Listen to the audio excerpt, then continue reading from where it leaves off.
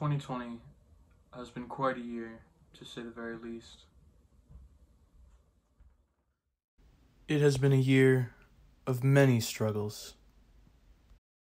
A year of fear, isolation, and much more. For my documentary, I have interviewed 4 of my peers living 4 entirely different lives. And to be honest, each one of them has very creative and interesting answers. So, I think you should hear them. So the first person that I've decided to interview for my documentary is Noah Blitzstein, who is my younger brother by 4 years. Now the reason that I have chose Noah as one of my interviewees is because he is younger than me by 4 years, and he is a young student dealing with all those teenage drama, hormones, everything. And he's stuck isolated at home. So his answers are pretty interesting. Hey Noah. Hey. Is it okay if I ask you a couple questions? Yeah. Okay. So my first question for you is, how do you feel about remote learning? I don't like it because ever since remote learning started, teachers have been overloading us with homework, and it's just been a lot more difficult to focus in class. Okay. So I have another question for you. My second question is remote learning affecting your grades? Yes, because due to COVID, it's been a lot harder to learn in class, and not a lot. It's just not the same like in an actual classroom. It's a lot more difficult due to like technology issues or anything like that. Okay. I have 2 more questions for you. My third question is, do you miss being at school with your friends? Yes, because quarantine and everything has been making me so lonely, and my friends help me not feel that way. They help me feel excited and happy, and yeah. Okay, cool. Here's my last question. Is there a milestone in your life that is impacted by COVID? Yes, my bar mitzvah. Due to COVID, I can't have my actual service or party or see anybody, and that's just sad. I can't really see most of my family members. I'm not even gonna be able to see my grandfather because he lives all the way out in Florida, and I can't do it. He just can't come here because he's too old, and I don't want to give him COVID, you know? Yeah. Okay, cool. Well, thanks for your time, Noah. Now it's time we transition into our second interviewee. He is a student who goes to Larchmont Charter High School and is a really good friend of mine. His name is Bowie Kaplan, and he's a really intelligent student, so I chose him as one of my interviewees because I knew he'd come up with good, detailed answers. Alright, so Bowie, how has COVID impacted your social life? Well, I'd say one of the main reasons is obviously not being able to hang out with my friends, and because I'm in high school and I'm a teenager, I really I just want to get away from home, and not anything bad happening there, but I just want to get away from home and just hang out with my friends. And I also got my license this summer, so we were supposed to be going out a lot and just hanging around, like doing fun things, going to parties, but now all that's stopped, and I also can't meet new people. I like being social and meeting new people, and I can't do that now because of COVID. That's a pretty good answer. What do you miss about life pre-COVID, man? Honestly, I do not like wearing masks just because it makes my face all sweaty, and then it's really uncomfortable, and you can't tell what somebody looks like underneath a mask. So that's one thing. Another thing too is I'm very scared to never go out in public, that if I touch anything I'm going to get COVID because you can't see on any surfaces, so you don't know where it is or where it's not. So I always have hand sanitizer on me and extra masks in my car. Interesting. How do you cope with the isolation? I've been working out a lot more, and it's basically kept me active and kept me still working. And also for school in the morning, I'd get up and I actually do my morning routine as if I was actually going to school. So I'd wake up, brush my teeth. Eat breakfast, brush my teeth, get dressed, and then I'll go to my school, my school desk, and attend school. Alright, so this is the last question.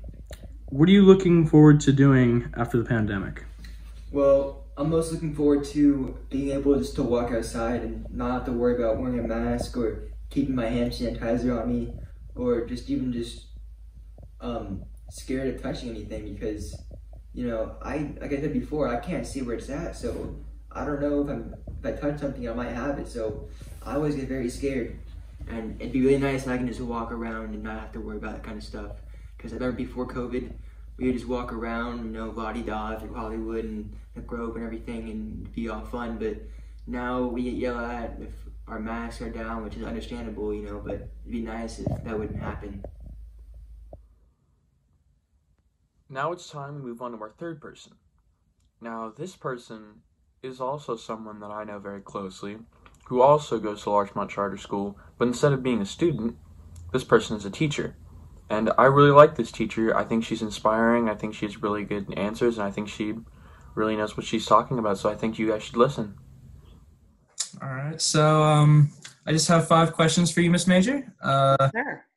Here's my first one. How has working remote impacted your connection with students? What connection with students? Well, I mean, when you're in the... I was kidding, sorry. I mean, because with new students, like for my intro to art class, these kids who have never taught, it's so hard to build a connection. Like you guys, I taught you in person, so we know each other. We've established a relationship. But for a lot of these kids, it's almost impossible to get them to turn their cameras on. There are a few who I've connected with either through the chat or through their cameras being on, but those tend to be either the more outgoing ones or the ones who are just really into art. Whereas if I've got a kid who maybe he's new to Larchmont or maybe she's a freshman, whatever, there's almost no connection. And so that's been a real struggle because I love, you know me, I love just sitting with my kids and talking to them and getting to know them. And I don't have that this year. And so it's hard. I don't like it. So I'm going to be on my second question. Has teaching remote made your job more stressful or difficult? Yes. So, I mean, there are definitely positives. Like I can get out of bed and go to class. You know what I mean? Like I don't have to put on a nice outfit and do my hair and makeup and take my son to daycare. It's just like go to my kitchen. And the teaching itself is fairly easy. Like, I mean, you've been in my class. It's pretty straightforward. I don't teach for the entire 90 or 80 minutes, 70 minutes, whatever, because I want you guys to have time to work. But it's all the extra stuff that you guys don't see. So the meetings, the emails from parents, the emails from students, the grading, like it's definitely a lot more work than when I was in the classroom. I'm answering emails at 10 o'clock at night. I'm grading until 10 o'clock at night. I'll be sitting on the couch watching Netflix and grading and answering emails. And so it's all of the teaching is the easy part, but the teaching has always been the easy part. Like I've been teaching for 9 years. I can do this half asleep with my eyes closed. You know what I mean? But it's all the additional work and additional responsibilities and learning new programs. And then, administration is asking much more of us. So it's definitely become more stressful, but that's not the fault of the teaching itself, if that makes sense. That was actually a really good answer. So here's my third question. Is it hard to work from home with a child, a younger, like you, because you have an infant of your own? Yeah, I'm a bad person and I still take him to daycare. That being said, my daycare is very safe. There's only a few kids who are still going. The adults wear masks. The parents are not allowed in the building at all, in the house. So I feel very safe with him going to daycare. There have been some days when he's home with me, and that definitely makes it more difficult. So I can't even imagine teachers who have either little ones like Wesley or, like Mr. Ehrlichman. I think he's got a kid in elementary school. So he's trying to support him while supporting his students. I am very, very lucky that Wesley is usually not home, is also not in school, so I don't have to support his learning. And I'm grateful that he's young enough that he's not going to remember this. Yeah, those are all reasonable reasons. I mean, you don't want your child to get sick, and you don't want your child to either bring that back to someone, a family member that you love. Those are all very reasonable rules. So so my fourth question is, what is the first thing you're going to do with your family when life resumes or is closer to normal? Ooh, there's so many things. I mean, the big one that I want, which I'm sure you could have guessed, is I want to take my son to Disneyland. That's the big one. I got an annual pass because I had an annual pass for years. I got rid of it when I had Wesley. and got it back in January. I was like, this is great. My son can grow up going to Disneyland. We can have Disney dates like once a month. And so he's been twice, but now he's more mobile. He's more active. He's more aware of what's going on. And I would love to take him to Disneyland. So that's the big thing, is to take him. And then for me, I'm going to go to New York. I was really sad when our trip got canceled last year. I know it. Me, and obviously me too. So even though the school trip will not happen this year for obvious reasons, once Broadway opens back up, I will be on an airplane to New York City, and I will go see Broadway shows and go to art museums. Yeah, I personally still have never been to New York, so I mean, going there would be awesome. I know. I know. Sorry. It's my favorite thing that I do at Larchmont. It's my absolute favorite thing. And I mean, yeah, the Europe trip is great too, but New York it's just such a great chance to like connect with you guys, get to hang out outside of the classroom, get to know you better, get to see you enjoying all of these things that I love so much. Like, yeah. I'm like your mom in this situation, you know? I like to see it through your eyes. All right, well, this is my last question for you, Miss Major, and then you can go about your day. How did you feel when the annual trip to New York due to COVID? I cried a whole lot. I did. I will admit that freely. I was devastated when the New York trip got canceled. Not only for me, but for you guys, because again, like New York is one of my favorite cities in the world, and it's such an awesome opportunity for teenagers to, one, get out of Los Angeles or out of California, but also to travel without your parents and to get that little bit of independence. Like obviously there's still adult supervision, but yeah, getting to explore the world. And so like, I'm sad for me, yes, but more sad for you guys and for you missing out on that opportunity. So yeah, it was really, really rough. And then I don't know did you see the yearbook page that they made for the New York trip?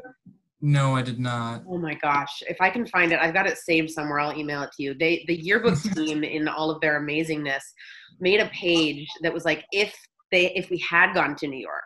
And so they photoshopped my face on like Mary Poppins' body flying over Times Square. And then they photoshopped, I think, like Kirsten Park's face and Finley and Noah Gomes. And so like most of the leadership team? But anyway, so it was just it was like a collage basically of us in New York, and then had little blips about the things that we were supposed to do, the shows that we were supposed to see. And I saw that and again, just cried like a baby again, because it was so sweet, but also like, we would have had so much fun. So yeah, that was, of all of the things that have been canceled, and many things have been canceled for me, concerts and shows and trips and this and that, New York was the number one biggest disappointment. Okay. Well, thank you, Miss Major. You answered all my questions very well. So thank you, Jacob. Congratulations. You've made it to the last person. Now, for my fourth and final interviewee, I've chosen a good friend of mine who has been locked up due to COVID-19. Yes, he has been going out from time to time, but it's not the same. This man is named Johnny Russo. He's a close friend of mine since elementary school, and we've been best friends since. And I think the fact that he's been locked up for so long would give him some good answers for my questions. So, hope you guys love him. So, hey, Johnny, how you doing today, man? Pretty good, man. Pretty uneventful day so far. Nice. Is it okay if I ask you a couple questions for my documentary? Sure, yeah. Ask away. Okay, so the first question I have for you is, how has COVID impacted your social life? That's a good question. I think, honestly, it's actually kind of interesting, my situation. COVID's actually made my friend group a lot stronger and we've sort of expanded. We have more people coming in now, and, that's always been my goal, is to really get a really large friend group. And I think COVID's actually allowed me to do that a lot, through not Skype sessions, like, Zoom sessions, Hangouts, we've been able to get a really interesting friend group going. So that's how it's affected my social life, I think. Oh, that's pretty interesting. So it's like school related. Every time you go on Zoom, it's just like it helps you meet new people? Yeah, I would say so. Yeah. I always try to interact with people that I haven't really talked to before, because I always want to learn. And, that's one of the best ways to learn, is from just talking to new people. So. Yeah, you're right. It's a good answer. So we're going to move on to the second question. This is pretty easy. Yeah. What do you miss about life pre-COVID? Pre-COVID? I think just going to restaurants with my friends and stuff, and hang out with you and going to different places. Like we can still do that, but it's a lot harder now, Yeah, there's a lot more to restrictions. do that these days because Yeah. more restrictions. Yeah, everything. Can't eat inside a restaurant, which is one of my favorite things to do. So yeah. Yeah, that and like movie theaters and bowling alleys and all those fun places are closed, and it's a lot harder to go over to people's houses now because of COVID. Yeah, Yeah, man. I really want to see a movie theater, man. I haven't been to a movie theater in God knows how long, but yeah, I really want to go to a movie theater really badly. yeah, same here, same here. Now we're gonna go to the third question. This is a pretty simple question. How do you cope with the isolation? I don't really. The thing is, for me, I don't really have to deal with isolation because I see my friends quite a bit, so it's not that big of an issue. But in the beginning of quarantine, when I wasn't able to see anybody, I mean, just music, listening to music a lot helped me. Swimming, outside of my pool, and all sorts of those sort of relaxing things. Drinking a lot of tea, that all kind of helped me cope with Yeah. this issue. Yeah, Those are all very good ways to actually cope with this. I mean, it's kind of hard just being stuck in the house in general just for that long. So I mean, those are I need to start using those type of techniques. Um, Now we're just gonna do the last question. Okay. What is the first thing you're gonna do when COVID's over? that's a great question. Let me think about that for a sec. I think when COVID's over, I either want to go on a trip of some kind, maybe out of the country, or I want to go to a really amazing restaurant. Get some people together and we'll go and get some really good food. Somewhere. That's what was a big part of my thing before pre quarantine. Was just going to nice restaurants and eating well. So Yeah, you just want to go to the restaurants. You want to travel. Those are all reasonable things. It's what most people want. I mean, I want to do those things when COVID's over. I'm over being in my house. But thanks for Yeah. your time, man. I mean, this really did help my interview. Of course, man. Always, anytime. All right. Well, Thank you very much. yeah. I hope you have a good day, man. Well, everybody, I hope you enjoyed my interview. Thank you for watching. This took a lot of hard work and effort. I just wanted to say one last thing. Be careful while you're out there, you guys. This disease is real. We all need to be careful and we all need to be cautious. So, stay safe.